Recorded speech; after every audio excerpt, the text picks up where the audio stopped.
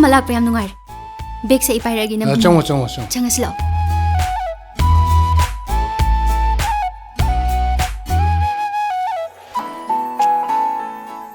Manaubi, nang yaur edana. Nang mama na di maranyam na laybanina. Impalda mamau nupi laurunena karga pudana. Sel tingaga karga wairurine. As, akoy masitiba. Ima, akoy pabungi ne. Mamau nupi na mamatomdane. Sel gi wabu tingningay tingzasunu kaino. Ina magilay kidraba imado. Akoy pabungi matom tayaw jaba machalne. Inama, nang kemta khalunu ko. Akoy magi dine asing haktane. Masingang siyengune siya. Aina pokpa isa ontok na man kidrapone. Mapa hanuba sigane wakan manabo intorodana. Hey, Bema, chongo. Noi nane se makon muwa khar chawjara suna mabukti yam phawne. Tobi nang kadana na mase ungta pusar. Chongo. Hoy pabung. Chongo. Ine. Aidi inegi manakta lairage na labane. Manaubi. Isel may pagpido. Ine na suyam luna tawurne. Ine gidana imaw nungay na laygadabne. Aigidi mamaga inega natana aigine haibada taibang palsida kanasu laitrabane. Hoine. Aduda kaudraga loire. Ine lairishidi. Ine na ne imaw gi nungay na ba loy singadoribane. Sango. Nanamase nangi kada pusalo. Sango.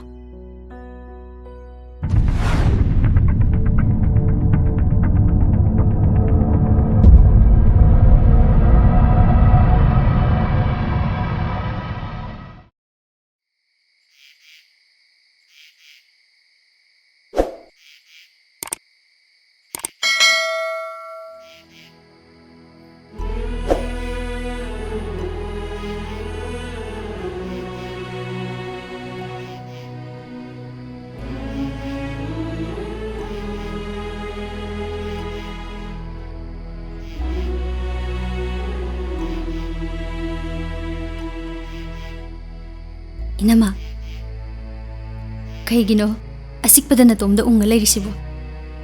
Ine ko'y tumhawra ba?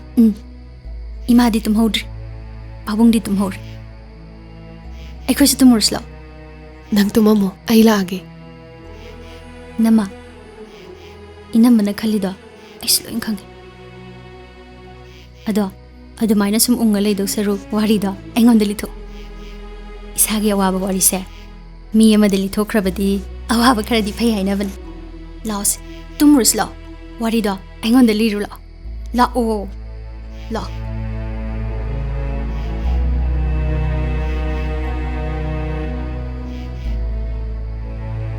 nama se khoi ge sampragane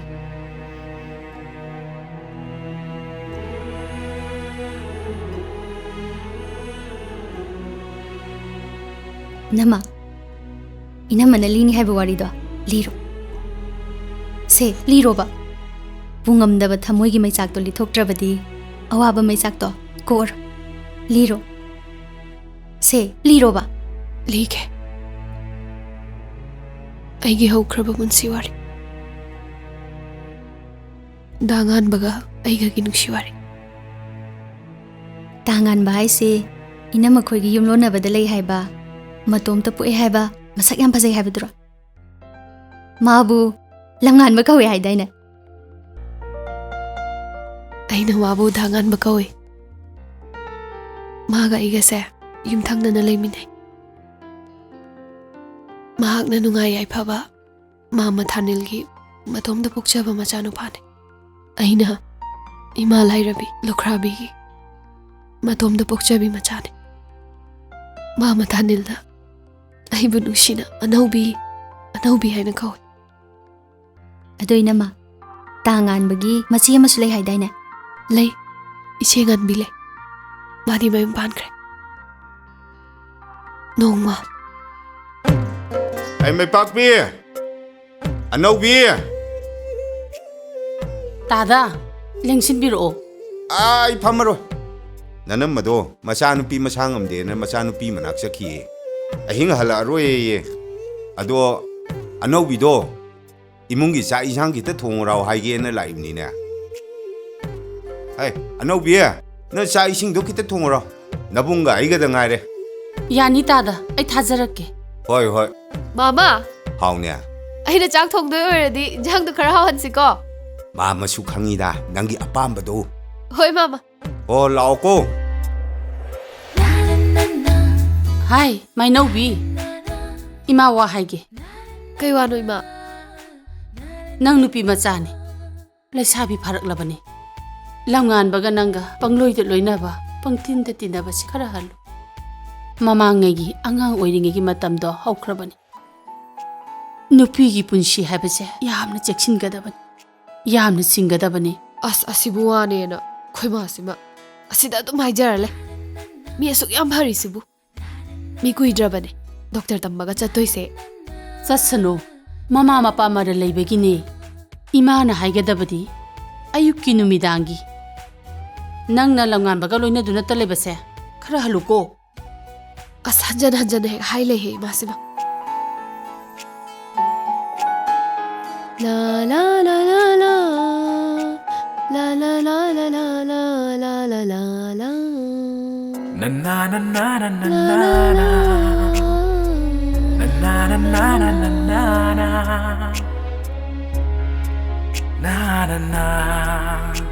na na na. Ishay dong nang ninang ngadi may iyong salo. 이세이가 아무도 싹다고 그이래다 Kana sa kano haige. Hoje masakte yaro.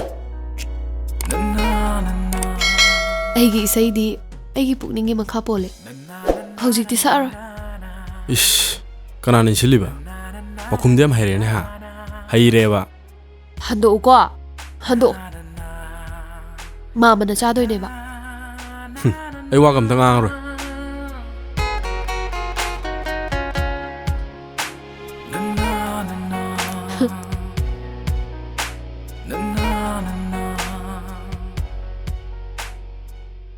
Ay na langan badi. Malari pari jalo. Kauru odana pulap chari ngai chahong na ba. ꯍꯣꯏ ꯃꯥꯃꯥ ꯑꯩ ꯀꯧꯔꯛꯑꯒꯦ ꯗꯥꯉꯥꯟꯕ ꯃꯥꯃꯁꯨ ꯉꯥꯏꯔꯒ ꯂꯩꯍꯧꯔꯕꯅꯦ ꯂꯥꯎ ꯆꯥꯛ ꯆꯥꯊꯣꯛꯅꯕ ꯇꯧꯔꯁꯤ Ay charo. ꯀꯩꯒꯤ Nang ibu nusidaba male. Nang na thongbai charo. ꯑꯣꯏꯅꯩꯔꯣ ꯑꯩꯅ ꯀꯥꯏꯗ ꯅꯨꯡꯁꯤꯗꯦ ꯍꯥꯏꯕ ꯑꯩꯗꯤ ꯅꯪ ꯅꯨꯡꯁꯤꯗꯦ ꯍꯥꯏꯈꯤꯗꯦ Haidras khangi bema. ꯑꯣ ꯅꯪꯒꯤꯁꯦ ꯏꯁꯩ ꯁꯛꯑꯣ ꯌꯥꯗꯕꯩꯔꯣ ꯍꯌꯦꯡ ꯁꯛꯄꯤꯔꯛꯀꯦ ꯑꯩꯈꯣꯏ ꯌꯨꯝꯗꯒꯤꯅꯦ ꯁꯤꯐꯧ ꯊꯥꯅꯕ ꯁꯛꯄꯤꯔꯛꯀꯦ Kari hai saktoiba. ꯅꯍꯥꯛꯇꯤ ꯑꯩꯒꯤ ꯏꯐꯝꯗ ꯃꯃꯜ ꯌꯥꯝꯃꯤꯅ ꯁꯛꯄꯤꯔꯛꯀꯦ ꯌꯥꯔꯦ ꯂꯥꯛꯑꯣ ꯆꯥꯛ ꯆꯥꯅꯕ ꯇꯧꯔꯁꯦ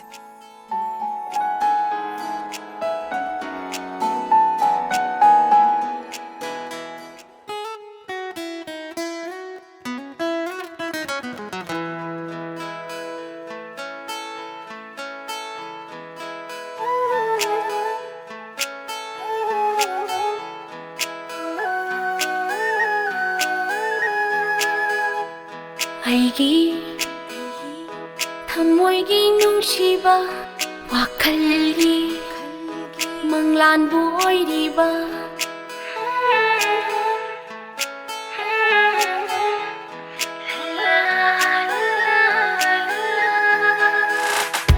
ꯑꯩꯒꯤ ꯊꯃꯣꯏꯒꯤ ꯅꯨꯡꯁꯤꯕ ꯋꯥꯈꯜꯒꯤ ꯃꯪꯂꯥꯟꯕꯨ ꯑꯣꯏꯔꯤꯕ ꯍꯤꯡꯕꯁꯨ ꯁꯤꯕꯁꯨ ꯑꯅꯤꯃꯛꯇ ꯑꯣꯏꯖꯒꯦ ꯅꯨꯡꯁꯤꯅꯁꯨ ꯂꯥꯡꯏ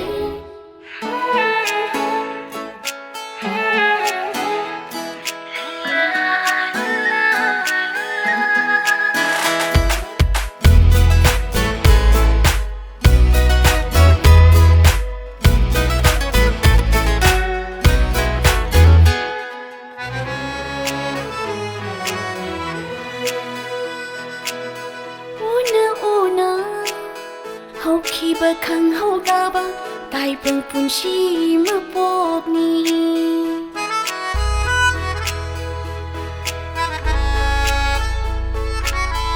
ꯎꯅ ꯎꯅ ꯍꯧꯈꯤꯕ ꯈꯪꯍꯧꯗꯕ Taibang punchi mapokni Nungsiba nangbo Ningsinggabana Tamoygi pothapam Oijariban Aigi tamoygi Laka nungsi Nungsiba nangtani Lairibase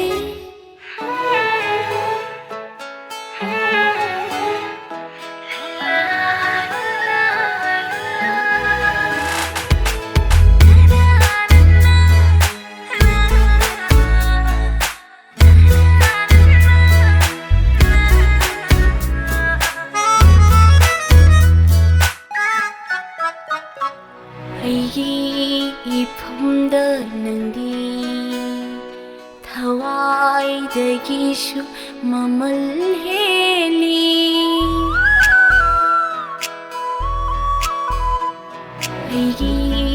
ifamda nangdi thawaidagisu mamal heli wakhal ani longdana Taibang punchi mapokse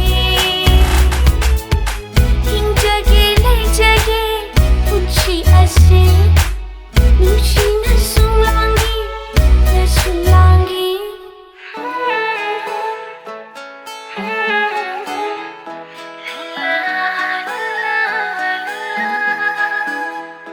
Aigi thamoygi nungsiba wakhalgi Manglanbu oiriba Sakredo ko nang gisay siya. Migi mamangda ibu ikay dro. Nupa yaw da ba yumban ga oire. Lekay na karingang na ganiya. Hey, lao imong chango. Chango imong da.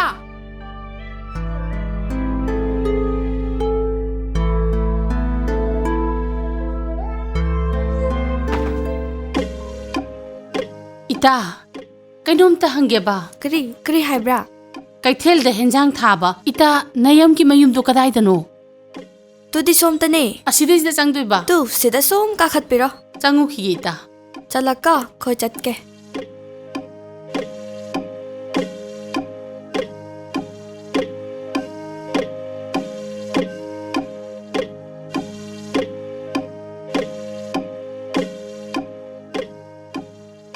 ita Hema, ita lae dana. Lae.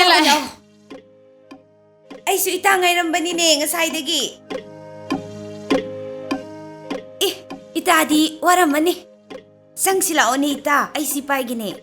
Ay koy di yam ngambani. Why? Amukta sukadabani na yam waram gani ne ita. yang wai Lao, imong da amuk ta potase. kada banina Lao ka kulo ita.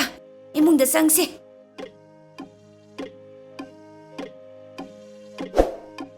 Kayo ita, ado da pambadi, imong sangsi. sida nga ta phamdage sida su yam ita siyang na wabo malini.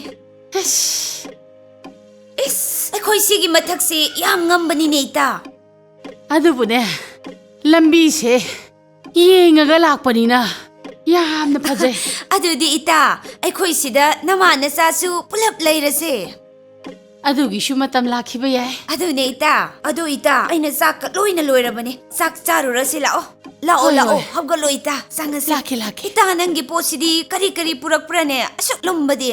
kaisu yaudeda ita gi chanaba asabo khara yarukpani Is, karigi, so, yam na purak prane. Lao ni ita, lao. Sango ni ita. ai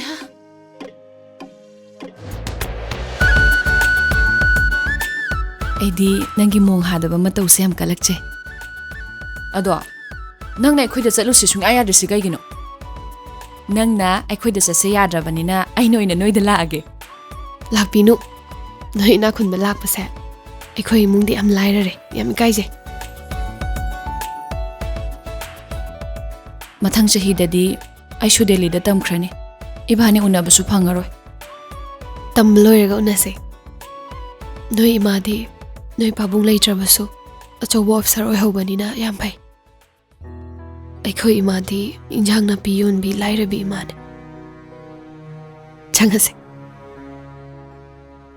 discarded electronic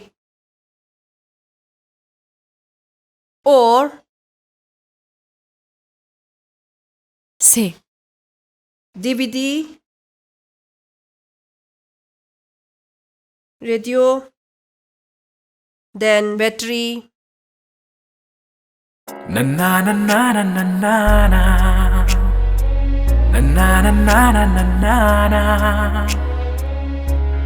ꯑꯩꯈꯣꯏ ꯂꯩꯀꯥꯏ ꯏꯕꯨꯡꯅꯦ ꯂꯥꯛꯏꯁꯦ ꯆꯠꯂꯣꯀꯣ Kanano madi masaya ang fajay na. ꯏꯃꯥꯟꯅꯕꯤꯅꯦ ꯅꯨꯃꯤꯠ ꯌꯥꯝ ꯉꯥꯎꯅꯨꯀꯣ ꯅꯪ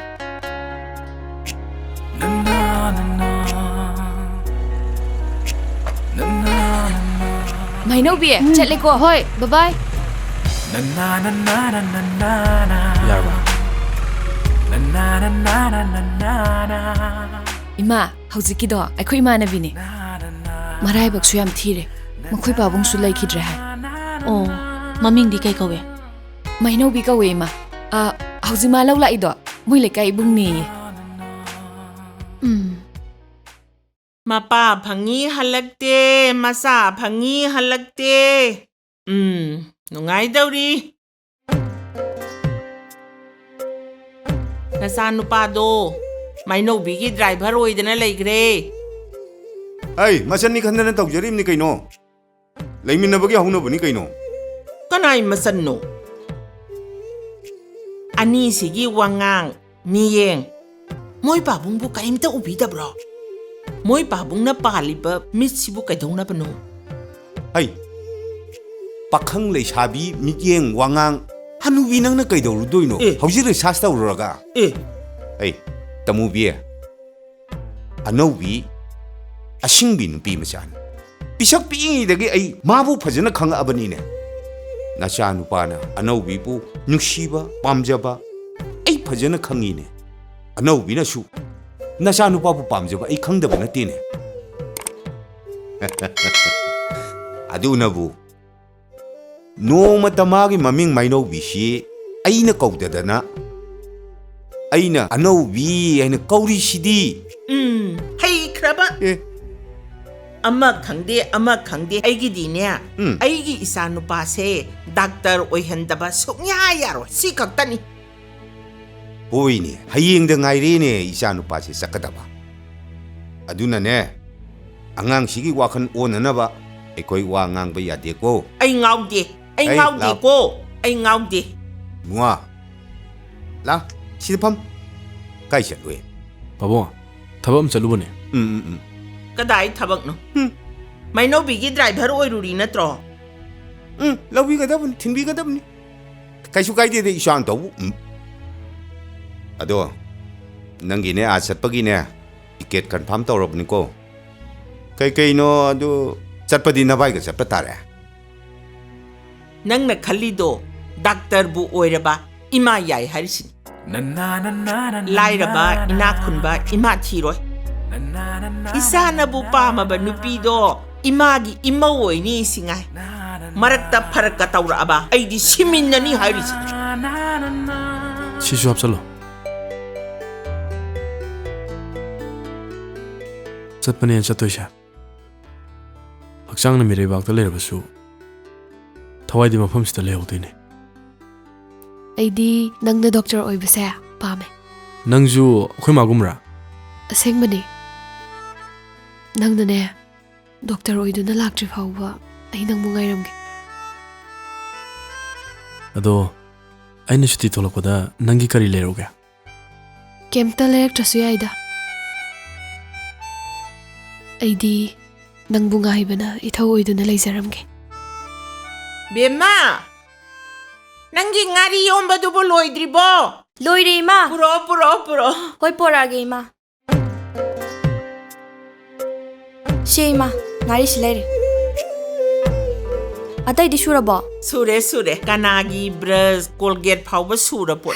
Hoi. Ma, posap sa malur ba na? Loire se. Si khara paira use. Hoy ma. Asima. Langam na ko yum je thadoga somna doctor tam sa kiduise. Yum je pukchik chi hogdu ni toise. Sik pusi trabasu imagi di isa no pana doctor oira ka loire.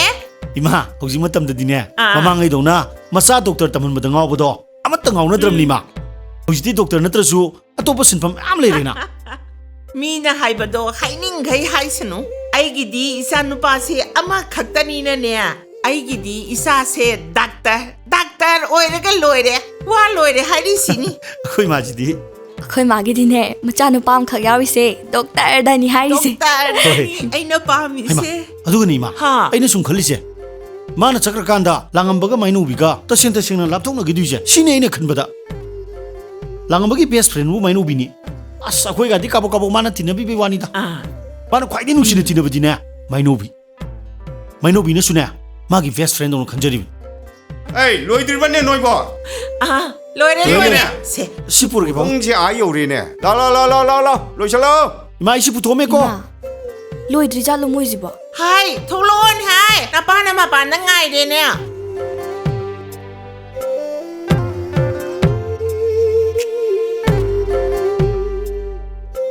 ꯁꯦ ꯑꯩꯗꯤ ꯅꯪ ꯊꯤꯟꯗꯣꯛꯄ ꯌꯥꯎꯔꯔꯣꯏꯒꯦ ꯀꯔꯤꯒꯤꯅꯣ ꯅꯪꯅ ꯆꯠꯈꯤꯕ ꯌꯦꯡꯍꯧꯕꯗꯣ ꯑꯩ ꯄꯤ ꯇꯥꯔꯛꯀꯅꯤ ꯏꯅꯦ ꯍꯣꯏ ꯃꯥꯝ ꯍꯣꯏꯒꯤ ꯃꯃꯥꯡꯗ ꯑꯩ ꯄꯤ ꯇꯥꯔꯛꯄꯗꯣ ꯌꯥꯝ ꯏꯀꯥꯏ ꯃꯥꯏꯅꯧꯕꯤ ꯑꯩ ꯆꯠꯂꯨꯈꯤꯒꯦ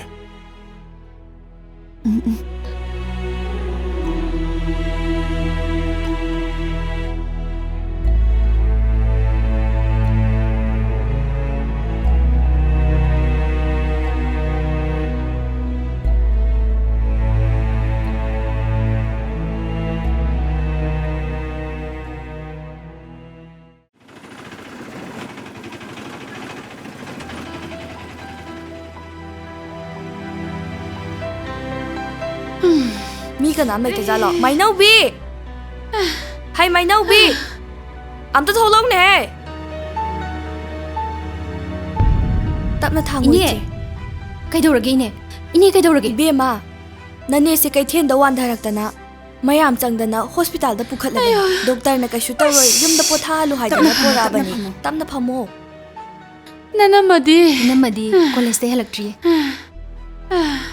ꯉꯁꯥꯏ ꯏꯅꯝꯃꯅ ꯏꯅꯦꯁꯦ ꯆꯥꯛꯁꯨ ꯆꯥꯗꯅ ꯆꯠꯈꯤ ꯍꯥꯏꯕꯅꯤ ꯑꯗꯨꯅ ꯑꯣꯏꯔꯝꯃꯅꯤ ꯁꯦ ꯏꯃꯨꯡꯗ ꯐꯖꯅ ꯄꯣꯊꯥꯔꯨꯔꯁꯤ ꯏꯆꯦ ꯁꯦ ꯏꯃꯨꯡꯗ ꯆꯪꯉꯒ ꯄꯣꯊꯥꯍꯧꯔꯣ ꯏꯕꯦꯝꯃ ꯅꯅꯦꯁꯦ ꯏꯃꯨꯡꯗ ꯆꯪꯉꯒ ꯐꯃꯨꯡꯗ ꯏꯔꯦꯟꯖꯅ ꯍꯤꯞꯍꯜꯂꯣꯀꯣ ꯑꯗꯨꯗꯤ ꯑꯩꯈꯣꯏꯁꯨ ꯑꯣꯛꯇꯣ ꯉꯥꯏ ꯂꯩꯔꯦ ꯆꯠꯂꯒꯦꯀꯣ ꯍꯣꯏ ꯏꯅꯦ ꯐꯖꯅ ꯄꯣꯊꯥꯍꯧꯔꯣꯀꯣ ꯆꯠꯁꯦ ꯑꯩꯈꯣꯏꯁꯨ ꯄꯣꯠ ꯆꯩ ꯃꯌꯥꯝ ꯆꯈꯥꯏ ꯂꯩꯍꯧꯔꯤꯕꯅꯤ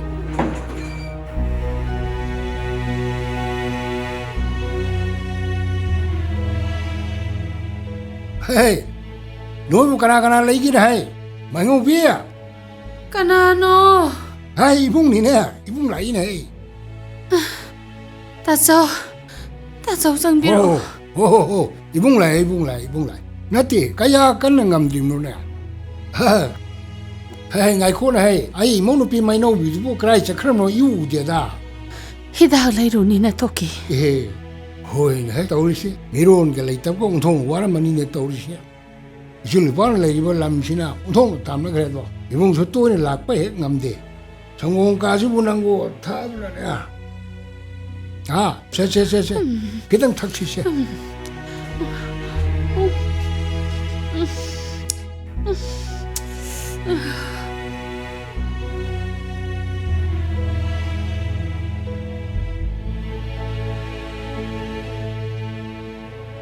Tatsau. Kai đâu lagi ne? Hayu ne. Namau nupi Mainaobi se. Ai lai kidrabadi. Tatsau ne yengchin biro. Hey di hey. Tatsau natana. Ai ki di ma bu yengchin bina kana shu lait. Hey di ne bi ma nang bo. Jan karin ta tawro ye. Nang karin ta khalu. Ibung pi Mainobi gi damakta ibung chok thok tong le ribsti che ngasi dagi ne ibung sune yengchan ba ya ba kari no lo ni yenga dam nang karim to waru Babu ini di kamai da hore khangre da ibe ma ipaw kari hai ga lu nane gi marai bak se onthong thina tamam khre bo ibe adudi inamadu suma thanta tobom khangamaro Babu, hayeng di inamay manakta satpado ay suyawragi. Nang suyaw gero. Hoy. Yaw. Babu, ay thabam ta sathogi. Imanabim to narugi. Hey. Thea kan ko ꯊꯦꯡꯉꯛꯀꯅꯨ ꯍꯣꯏ ꯄꯥꯕꯨꯡ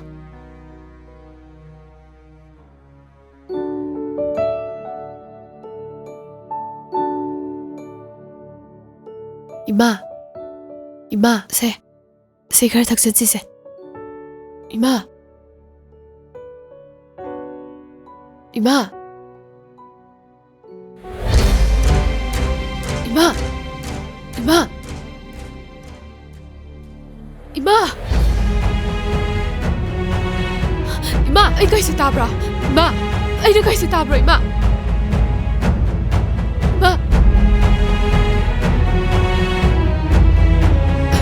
Ima.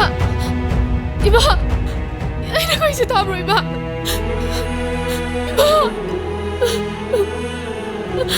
Ima. Ima.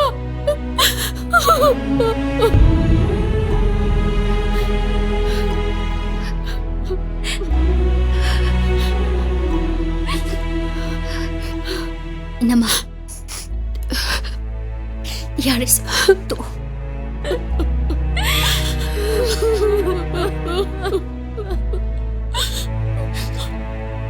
Haima, kaino taiduna? Kaino noina ahing sida tawrisibo? Mainaobi, Thoibi, kaino nabani na ahing sida kamna launa dana tawrisibo? Natti, mina taraga kari khandoino habine. Adumai kapmina doi oradine, hayengdagine nabani kapun bayaro. Ko, tumu. Tumu. Ahing se, ayarobane matamse. Tumu habine, makon tholakpo yaroi ko.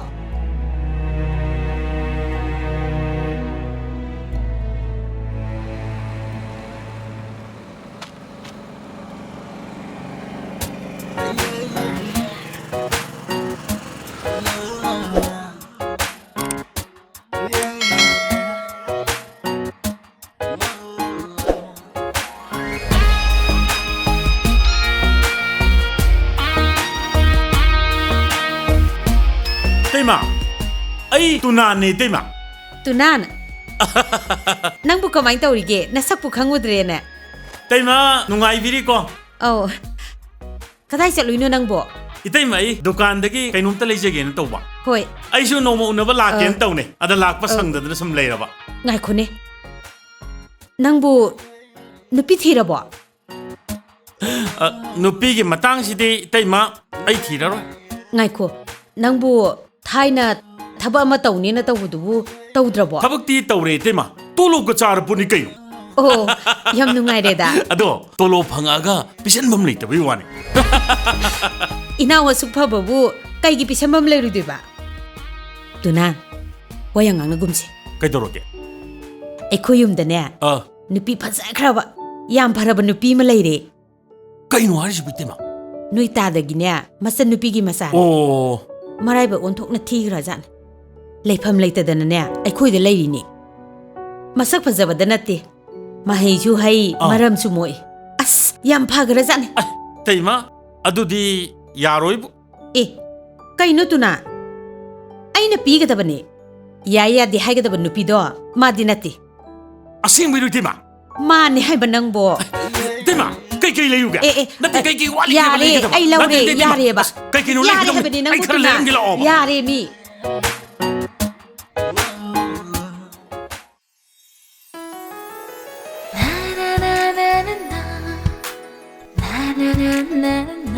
Inama. As thabak yam surunu ba. Aine ekoi pabung da hudok. BSc loisan ni haibado. Lairik makha tamnaba. Hayeng tangan ba thoklaga magi wa ngaknanabagi ngayob Kaisu khalono da. Tangan mana BSc tawrmo haibado ka horba. Inamabu tangan ba yam nungsi haidaine. Thoibia. Karigino nangna angang macha dauna nanamagi matung koi inaise. Ha, nang mahitamliba angang ni ko. Nanamana maramok na thabak subada. Nang na ayepa pigano. Thabak sudrabadi nanamase. Saba ikaira ka doribani. Aduna sujasano. As, aikoi ma sidiba. Mainaobi. Nang Thoibiga kuina wari sanano. Madi lairik tamibani. Imung sida manamanin naidana nungai na laigi khalabadi ꯑꯩꯒꯤ ꯋꯥ ꯏꯟꯒꯗꯕꯅꯤ ꯅꯪ ꯅꯊꯧꯗꯅꯦ ꯅꯕꯨꯛꯅꯤꯡ ꯆꯪꯅꯕ ꯍꯣꯠꯅꯧ ꯑꯩ ꯂꯝꯈꯥꯏꯐꯥꯎ ꯆꯠꯂꯨꯈꯤꯒꯦ ꯊꯕꯛ ꯏꯪꯈꯥꯡ ꯂꯣꯏꯁꯤꯜꯂꯝꯃꯨꯀꯣ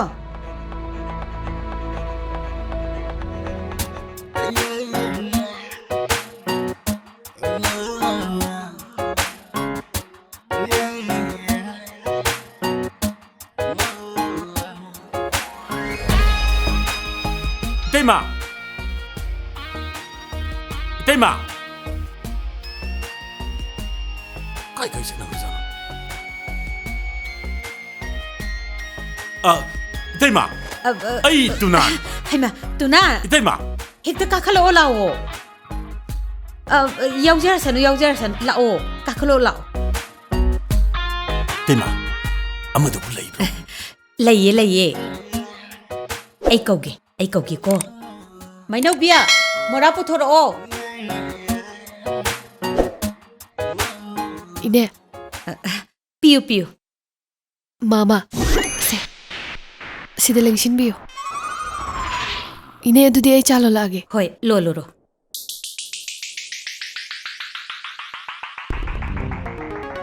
As, Itema! Mingo du baudi. Ay am thi nungai di. Kai numi tuk toy. Masay ba phajagay. As, nungai di Itema. Ma maga hai du di. Yingwe. Adugibu. Mathang tholakpada mamadagi tamo ulange. Aina haigro lore kaino. Adubu ngai khone. Masapu kamdaugi nangonda. Itema, asi waradi chele haijini. Oh. Ya Itema. Sitlase. Why heta loishinarase Itema. Nate magi sana kayam sauna saji haino. Itema su kaisu loi torokeba. Se nanau gidine ready da leiseramne. Ngai khose amta ngai khose. Kaidoro. Ado ma luhong tabati yaruye. Era adu su ready da leire nanau Itema. Luhong si kaidoroge. Mata mele thu si kaidoroge. Adudi ai tuna ni kaidoroge Itema. Noi ta da haudoge adudi yam phare. Itema. Se ngakta phamo momi. Ai sa putho halakeba. Phamamu ko.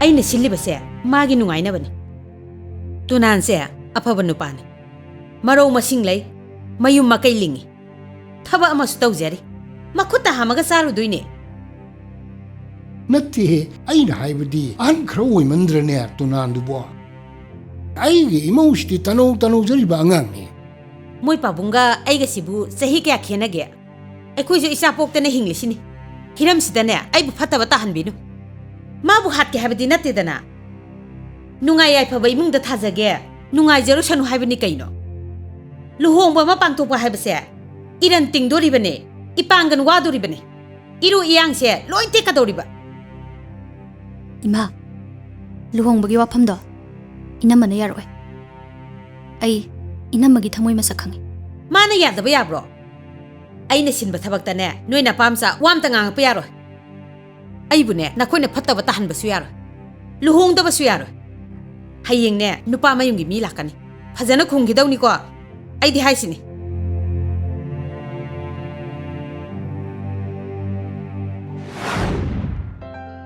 onthokna phakraba mini da chahida bu adu khara leisin khibagi wani da afaba khallingai da matam hendo khiba haiduni takpiri bududi onthong na lai